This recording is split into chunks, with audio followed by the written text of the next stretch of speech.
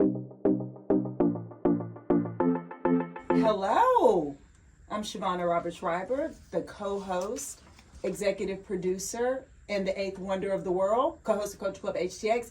And you're hearing me first because the lovely Leisa Holland-Nelson Bowman Lombardi is absent. But in her stead, we have a fantastic co-host, baseball boyfriend Scott. Welcome. Well, Shavonnah, it's great to be with you guys again. It's hard to believe it's been 5 months since baseball season was over. Yeah, because you go on vacation and never come to work. So yeah, I'm glad that you're back. Are you back? So I'm ready to go for. This is kind of like spring training for the radio season. So I'm glad to be back. So if you were wondering where he was, so baseball boyfriend Scott agreed to be our baseball correspondent, and then he disappeared for multiple months. Baseball season is over for me when the Astros are no longer in the playoffs. And then so you disappear. They exited early this year, and so I was off to do other things. Okay. Anyway, so he's back, and we're so happy about it, but you're not even the best guest we have today. Listen, this is going to be a really good show. So who do we have on? I'm really happy to introduce our first guest, who's Barbara Marshall.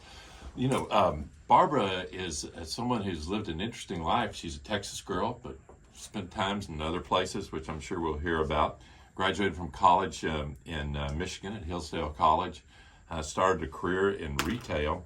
And then she moved over into clinical medical sales, where she spent a number of years, 27 years, I think. And then really did something I think is very interesting, and I think all of you will find it very interesting. She decided to combine her knowledge of consumer marketing, which she picked up in her career, her interest in nutritional science, and her passion for dogs. Now you might say, well, what do you do with all three of those things? Well, here's what you do. You start a dog food company. There you go. And you start a dog food company that produces a product that's very unique. It's been done in collaboration with some of the big research universities in the country, and I'm really interested in hearing what Barbara has to say. The name of her company is WAG Tantrum, and she's the CEO, Barbara Marshall. Yes, thank you. That's amazing. I've never heard my life sounds so great. Right? This is what we have in here, right? Yeah, you could come anytime. You should have him come introduce you. Yeah, what can I do to just bring you around me every Warning, day? He's always on vacation, so the Astros. I need the Astros in town. Then he'll come. So, Barbara, first of all, thank you so much for being here today. We're so excited. Oh, well, thank you for having me. This is amazing for me. And as a dog mama over here, I was like, so excited. Okay, so let's talk about the name. I could not wait. I know I could have found this out ahead of time, but I was like, no. I'm sure everyone else wants to know. So, WAG Tantrum. Yeah, it's unusual. It's great, though. Yeah, it's unusual. Well, I was trying to have... every company I've ever worked with had a name that was either named after the man who started it, or it had something to do with some Latin medical product that nobody understands. Right. So I'm like, let's have fun with this, because your animal's fun. Oh my God, my puppy is crazy. Yeah, and they're fun. Yeah. So we hired a company to kind of help us out, and they came up with all these names. And if your dog likes what they're eating, what do?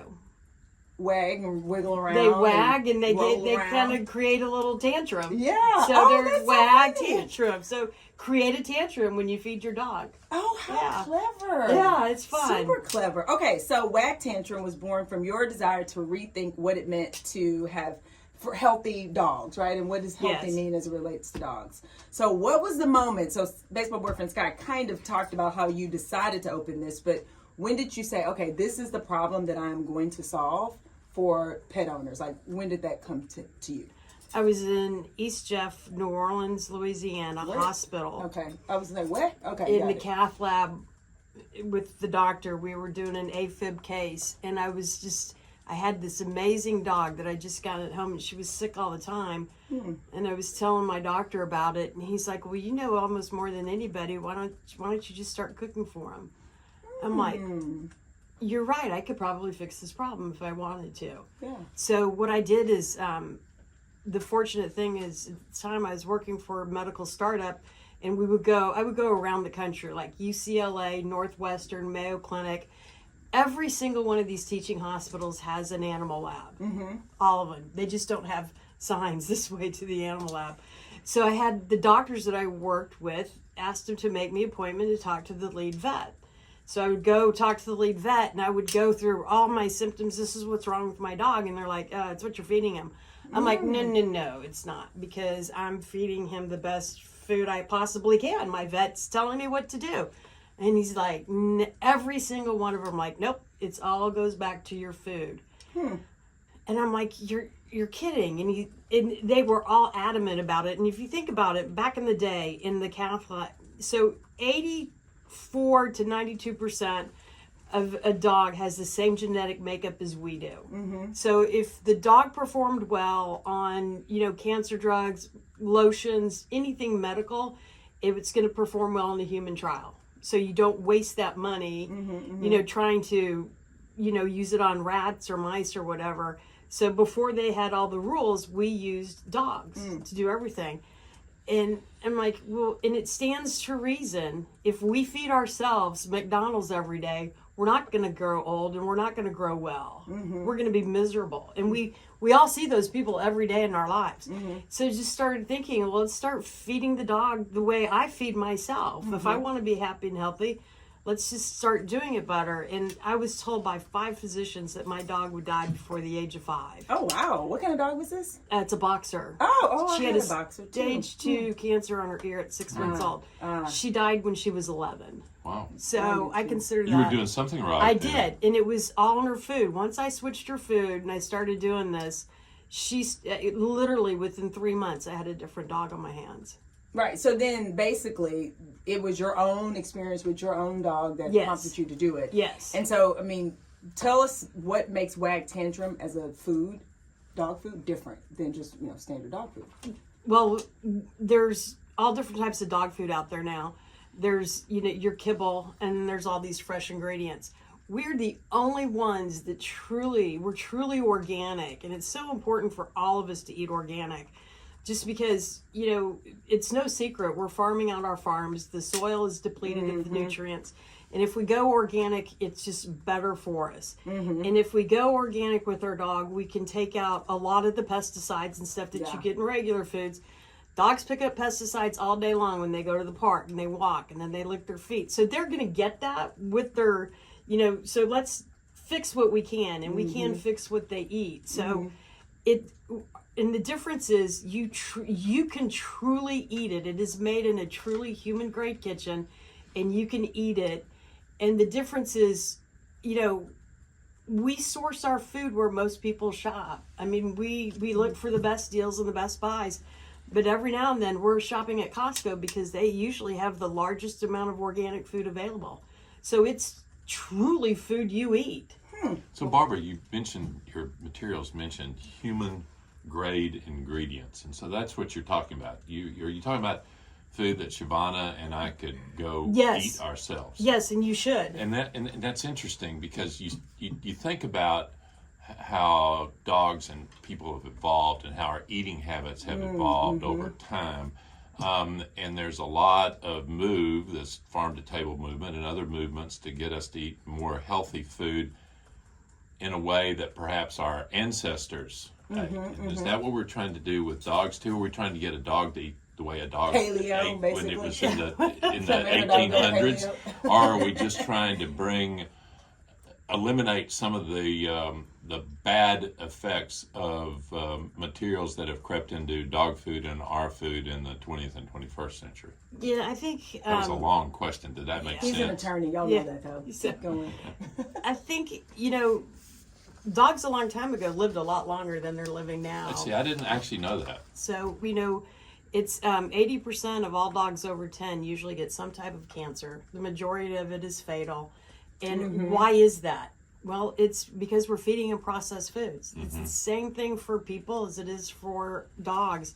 You can pick up a journal, any medical journal, and read about processed foods for the human. Right. It's bad. They're telling us it's bad. And we're actually starting to believe that. We can control 95% of our destiny. We can control 95% of the destiny with the dog. 5% we can't control because it's environmental and genetic. So there are some things you can't stop, but if you can control 95%, why wouldn't you? Because you're that- lazy, I know. Yeah. I mean, that's why. You don't look lazy. Well, I'm and not you look lazy. Great. Yeah, I'm So, not lazy, yeah. but that's why, because people are Yeah. lazy. And so that was one of the questions that I was going to ask you, because I could hear people thinking, just like for themselves, they're like, that sounds like a lot of work, right? I mean, you've made it easy because you have the food that someone can just purchase, and they don't have to Yes. do the cooking and the Right. drying and et cetera. But for you, as you were starting this company, how did you balance convenience and quality in the beginning? Because it's not easy to source the right food, make it properly. It's not easy if you want to do it by yourself. And as we have a vet that we work with will tell you, you can't get a third chicken, a third of rice, and a third vegetables and just put it together. That's not a balanced meal for a dog. You have to, and protein's the most important ingredient in the food for the animal. You have to have the right amount of protein, you have to have the right amount of vegetables, and you have to have the right amount of carbs. And then you have to add nutrients to it to make it a balanced meal. So that's why you can't just do a third and a third, and you have to source these nutrients. Which is why we were happy that you started. Yes, This is what I mean by it's like a lot the process. easier. It's Yeah, a just lot like, easier geez, to let someone like us do it. Who we work with vets, we work with vet nutritionists. They're the ones that helped us, and we did a study with dogs before we even started, and we followed their blood work for 7 years before we even came to market. Oh, wow. We know for a fact that the food works. We've got 10 dogs that prove it. And I love the people who want to cook for their animal. I think it's great. But unless you're adding the right nutrients and you're doing the right thing, you're not giving a balanced meal. So if you do want to cook for your dog, I highly recommend you get some help. Call a vet nutritionist or ask your vet who you can go to, and they'll develop recipes for you. They're happy to. It does take a lot of work. So everything goes online these days, and everything is available through AI or Chat GPT. So if I'm a pet owner and I want to try to do this, and I want to cook for my pet, and at the same time provide the kind of balanced diet that you're talking about, are there sources that people can go to find that information? Yes, and you can find balanced meals online. I don't necessarily. It's not that the balanced meal you find online is bad. It just might not be the balanced meal for your dog. Right. That's why I really suggest include your vet. I mean, we've done the work. You have to do the work if you want to do it yourself. And there are different companies that sell the nutrients that you can put in there, but where are their nutrients being sourced from? That's what you want to know. Like, we don't put, we all go to the store now and we can buy vitamins and stuff, and a lot of them are sourced out of China. We don't source anything out of China. All of our vitamins are from the U.S. Everything we do is sourced from the U.S. We know where everything comes from, and we know that if it doesn't pass the test of you being able to eat it, it doesn't go in our food. Now I've decided that Wag Tantrum is the place to go. I don't want to cook for my dog. I know you've done all the work, but how are you tailoring your product to my beagle? Well, do you have a beagle baseball professor? No, but I was raised with a beagle. Oh, I was like, well, how By the did I way, know this? my- your beagle would still be alive. Fair. Yeah, but that is a great question. Yeah, Like, well, you can go online. You can order our food online, and you would follow our feeding guide. And every dog has a little bit of different feeding guide. And you really got to... But is it by breed? Do you start by entering the breed? We do not do... or by the size of the dog? What's your starting point? Our starting point is you get online, and if you need help figuring out what to order, there's a calculator. And it does ask you the breed, the size of dog, neutered, non-neutered, age, I'm age, sure, the whole right? bit, Any and kind the of health weight. concerns, And if is your dog... I mean, there's a picture. Is your dog too skinny? Is your dog perfect? Is your dog fat? So once you go through all that, the calculator will tell you what you need to feed, and then you order from there. I can't wait to go and do this for a puppy, Mr. Cornell. He's Mr. now because he's about to be 8, so he's mature. He's a senior. He's a senior, I know. He's a little gray, it makes me sad, but that's okay. We can fix that. Well, I want to know, like, how he's going to outlive me. He's like partier. But I can't wait to see what it says, because as I mentioned to you, he's a Frenchie, but he's giant. He was the biggest in his litter. The vet continues to assure me that even at 34 pounds, which is like 14 pounds bigger than most Frenchies, he's healthy, he's not overweight. But so I'm curious, and I'll go online and do the calculator to understand. To see what it says. I've seen his picture, and he looks good. Yeah, he's great. I I wouldn't have said he was 8. That's funny. Yeah, he's I about would to have be said 8. he was younger. He acts He younger. looked 4 or 5. To You me. know what? I think I not made a mistake. So Cornell, if you hear this, I don't think I made a mistake. But he got a nose job, so he got his nose opened up so he can breathe. Oh. And I think that like supercharged him. So now You know, well, think about it. oh my gosh. I mean, if they can't breathe, they're miserable. well, he's definitely not miserable. Yeah, that's great because He's you know just like- they have all. I mean, that's one of He the doesn't hardest things snore for or them. any of that. So he has got his nose job. That's That's he's gonna great. outlive me. This dog lives a better life than me. But anyway, okay. So so you're advocating for all wag tantrum or natural human grade food, not like a mixture of kibble food. Like, what do you think? Well, I'm advocating that you do what's best for your dog and what's Okay. best for you and your budget. I think that's important. If you want to mix your food with the kibble, and lots of people do, I highly suggest you need to go with a high-end kibble. There's no good cheap kibble out there. There's Yeah. just not. So- and then there's yeah. there's some high-end. You're not going to save money by using a good kibble, but that still gives you the option. I mean, Sure won't. if you I know. if you're buying a cheap kibble, you think about this. Are you going to feed your kids Happy Meals every day? That's basically the equivalent of a cheap kibble. So here's the other thing, and because I used to have 3 dogs, and yeah, I know it's the whole thing. Anyway, one of them was a bull mastiff, and they are all eating. He was the best, my Tiki. Anyway, eating prescription grade, basically super clean, nothing in it, kibble, super expensive, and he would eat 6 cups a day. yeah, it's expensive. So I mean, it would add up, and now just down to one doggy, but it's not cheap. So to your point, Yeah, it's not cheap. no. And so as a person is thinking about this, and maybe they say, you know what, maybe I don't want to go all human grade, but I want to mix. You're saying that could be okay, so they can Yeah, figure you out can what's happening you with their can dog. definitely mix. And one of the things I encourage, if you can mix it with the stuff you have at home. If you have a really good fresh food, you know, if you're grilling a chicken breast, if you have broccoli, if you have carrots, if you have blueberries, strawberries, there's a lot of stuff in your kitchen you can put on the dog's food to get them to have the full meal. You just want to make sure they're getting enough of kibble or whatever you're feeding them to give them the nutrition they need, and you can help. And especially if you're doing a kibble, I highly recommend you add a fresh protein. So my puppy, because he's high maintenance, like if, like he doesn't like vegetables if they don't have like a little bit of salt on them. He's like, like literally, I'm like, you are a mess. A green Tasteless. bean just plain, he's Yeah. like not interested. Sounds like an East Texas French I mean, bulldog. right? No, right? He's definitely from East Texas, but it's just so funny because I'm like, why would you just eat this? And he's like, and you put a little bit. He's like, okay, I'll eat that. So my dog was our first taster, and she was a boxer, and you know how they can hold things in their jowls? Yes. She would eat, and what she didn't like, she would put in her jowls and spit it out when Yes. she was done. So then I got like a sauce or something. I got a food processor. Ah. And those carrots are so small you can pick them out if you try. Oh, okay. So smart mom. Yeah, so I just do that. That's what our food does. When it's mixed up. The only one you can actually really see some stuff in there is our recipe for quinoa. We do put the blueberries in whole. Oh. So we don't chop those So up. now, Barbara, just to be sure, I could actually eat this dog food. I promise you can. I'm one of these people. I will like taste it You too. can see me eating it on my Instagram. Okay, so speaking of, how do people find you, and how do they find out more about Wag Tantrum? Where can they buy it, etc.? You can buy it online at wagtantrum.com, and I encourage any and everybody to call me or email me if they want to talk about it. And 3 Dog Bakery here in town Oh, carries excellent. it. Yeah. And they have multiple locations too, don't they? Yeah, there's one in the Heights and one in West U. And then you also told me that can go in your freezer for up to a year. So Yes. you can buy it and You can store buy it. Well, and that's we'll ship it right to your door.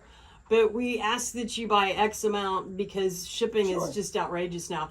But it will stay in your freezer up to a year and 10 days in the refrigerator. So worst case scenario, we have some sort of like weather event. You can eat it. You and your dog will have food. Exactly. Oh no, that's Yeah. actually- So Hey, if it can happen. You know, and if you lose electricity and you don't have ice, red wine goes good with this food. No, How the about that? baseball reference got perks up. He's like, what? Say more. You don't, Wait a minute. you don't have to have ice for red wine. Ah. So, Barbara, what's the cost differential between your product let and you what ask, I would 'cause I was call waiting. what you compared to what you were calling the high-end High-end kibble? kibble, it's neck and neck. It's, high-end kibble is just as expensive. And it's really not that expensive if you think about it. If you go online and you look for 16 ounces, you cannot reproduce a meal for that in your home, or an organic meal for yourself for what we charge. You can't do it. And you can't do it for your dog for that price, especially your time. So, our food is not, it's not overly expensive. And as far as the high-end kibble goes, we're the same. Well, and here's the other thing to that point. I do feel like pet parent. Well, first of all, these pets, man, they live the life. And I feel like, because I've grown up with dogs, and baseball working Scott, I know you did too. And your dog, you probably lived outside. He did. My dogs, as a kid, they lived out. They didn't live in the house. They lived outside. Now all the dogs live in the house. So We live outside. right, but it's just so interesting, right? Because it's changed. And I do think people are much more mindful of. I mean, their pets are like their kids. If you don't have They've any kids, become a huge part of the family. I get that. I grew up with dogs, and our dog did come first. Yeah. The dog didn't talk back to my mom. Well, you know what else is interesting? Growing up, even though my dogs lived outside, they ate more human food. Like, the They scraps all of did. meat or vegetables. Yeah. They ate more human food than, now that you really think about it. In the beginning, all dog food came in a can, and then World War II came, and we needed the metal for the war. Is that what happened? So that's when we got into kibble. I did not know that. Yeah. So dog food used to be, Better. and it was made usually by your local butchers and stuff who had extra food hanging out, and they would make it and they would sell it, and then that all went away. And then when we were growing up, Alpo was really big, but my mom there was always people food on my mom's dogs. Always, it was whatever we were eating. Yeah, the dog had something on it of too. course. And we just didn't see the health problems we're seeing today when they did that. None of my dogs just died. They were old, not because they had any. And what a nice thing. Yeah. Now we've got, there's eye doctors, there's oncologists, there's dermatologists, there's only so far I'm gonna go. Yeah, there's psychologists and psych for your dogs. You know what, my dog trainer, I do have. Okay, so the last thing, and then we want to tell people where they can find you again. So all of my dogs that as an adult have been professionally trained, same trainer. And she always says you have to train the human. You're training the human, not the dog. Oh, absolutely. So the psychologist, the humans need to go. The pets are fine. If your pet is misbehaving or doing something wrong, it's all you. This is me staring at people on the elevator with bad pets. I'm like, my dog tells everybody it took a long time to train me, but I finally got there. Okay, so one more time, how can people find you? This has been so fun. Wagtantrum.com online, and if you can't remember that, type in organic human grade food delivered to your door, and Wag Tantrum will pop up. Oh, look at you, SEO. That's great. Yeah. Okay, and so the website, wagtantrum.com. You said on Instagram, is it Wagtantrum also? Wagtantrum.com. Instagram, Facebook, all that. Yeah. And your email? My email is barbara@wagtantrum.com. There you go. So if you have questions, please email me. I love to hear from people. I'll answer any question. It doesn't have to be about my food. You can email me about another food. Not everybody is the perfect Wag Tantrum dog, and I understand that. There's something out there for everybody. Let's just focus and make our dogs better. Well, I love that. Thank you so much for being here with us today. And thank you. This has been fun. I'll let you know what Cornell has to say. Mr. Cornell has to say about the film. I'll take a please picture do. and send it to you. Yeah. He's such a mess. All right. Well, with that, we'll take a break. We'll be back. Thank you. Awesome. Oh, interesting, man.